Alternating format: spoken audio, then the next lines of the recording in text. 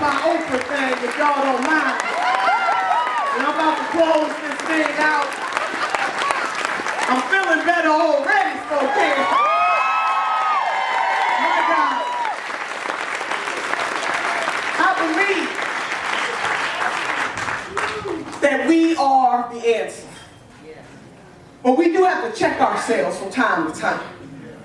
Also believe that blind loyalty stuns your vision.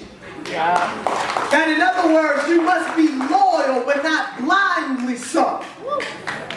And that when when we are wrong, we must confront our wrong and not allow anybody else to do it. We must push and breathe. We must protest and plan. And we must persevere. Because you can't tell me that the party of FDR, the party of Fannie Lou Hamer,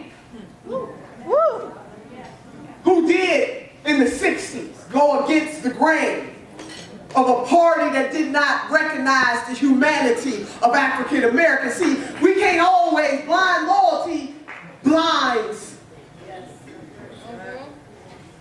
We have a moment here, and there is promise in our problem, that we should be more determined than ever before to make this right. And I believe that we are the ones to do it. We are the ones to do it.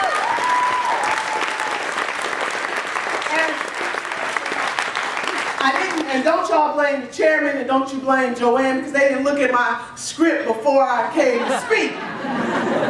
And I'm speaking off the cuff, so I'm not here to offend anybody here tonight. Whoever you voted for, whoever you supported is fine with me, because I do believe that we live in a country of choice. And it's bigger than reproductive choice. And sometimes we can be so caught up in what we believe that we forget that if two people always agree, one is not needed. Right? I mean, think about that. And that if we believe in choice, it cannot just be the choices that we want people to make. If we are the protectors of liberty, then we have to believe in people's ability to make the choices that are best for them in their lives. Now, I can tell you from experience that I know what it's like to be vilified, to be torn down, to be even called a coon, to be anti-minded, to be pushed aside. And a lot of that, Democrats, if I could just confess, did not happen at the hands of Republicans. It happened at the hands of other Democrats. So if we really do believe that love trumps hate, we would do well to treat each other with love and dignity and respect, even when we disagree. Yeah. We don't have to tear each other down.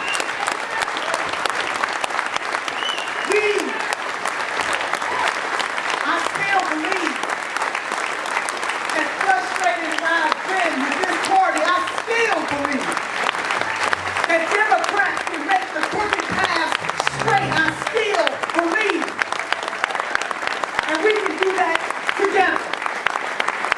No matter what wing of the party you are from, we can do that together. Pick your wing. I just happen to pick mine. So I want to close this thing out with... I love you guys, Spokane. And I do hope, because I've heard some people say some things even since I've been up here speaking. I can hear very well. And it breaks my heart in some cases that even now. The reason why I brought up George's husband and I brought up my brother is because we don't know who somebody loves. And love is bigger than a political affiliation. That's right. And what we're all fighting for is bigger than a political affiliation. So Democrats, if we want to regain the moral high ground, we gotta convince people that not only do we have the better platform, but we got the heart-soul agreement.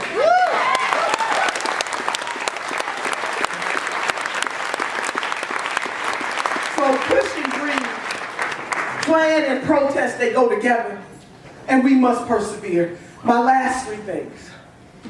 Number one, I believe that the creator of this universe has given us two hands, one to reach forward and one to reach back, and lifting as we climb. We are our sisters and brothers keepers. In all of my life, I have never heard anybody say that they wanted to be poor, that they wanted to be on Medicaid, that they wanted to live in public housing, that they wanted to have food stamps. Woo, that's the life for me. Nobody ever says that. They always have a dream. How many of you know that everybody does not run the race at the same pace?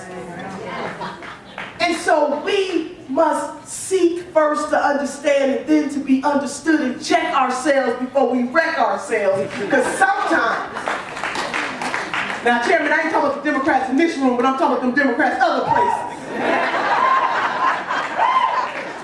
You know, we thumb down our nose, we look down on people, we don't treat people with love. Loving somebody doesn't mean that you have to accept everything that they believe, nor everything that they do.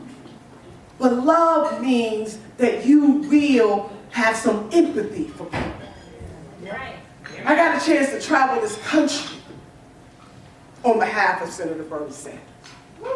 And I met people from all walks of life who had the same hurt.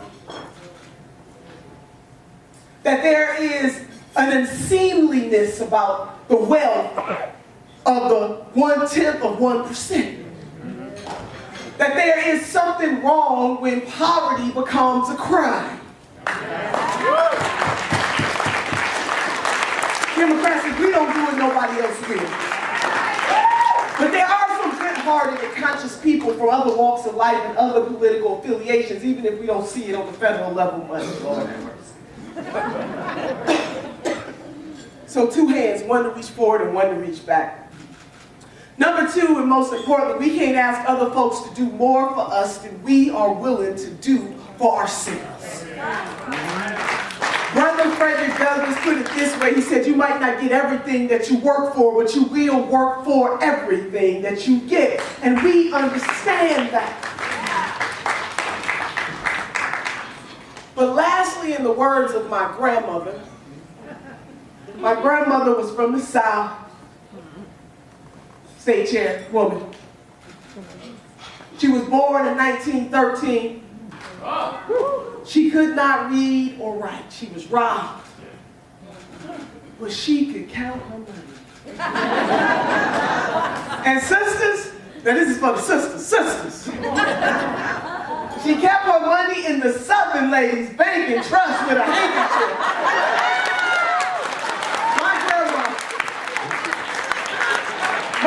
Was a pistol packing mama. She had the pistol on one side and the money on the other.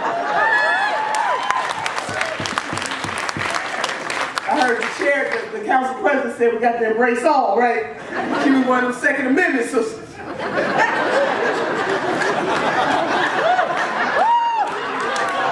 But what I learned from my grandmother, when I asked her what does it take to be successful in life, she said, my dear granddaughter, all you need are the 3 bones. I want to leave you with grandma's 3 bones. The wishbone, the jawbone, and the backbone.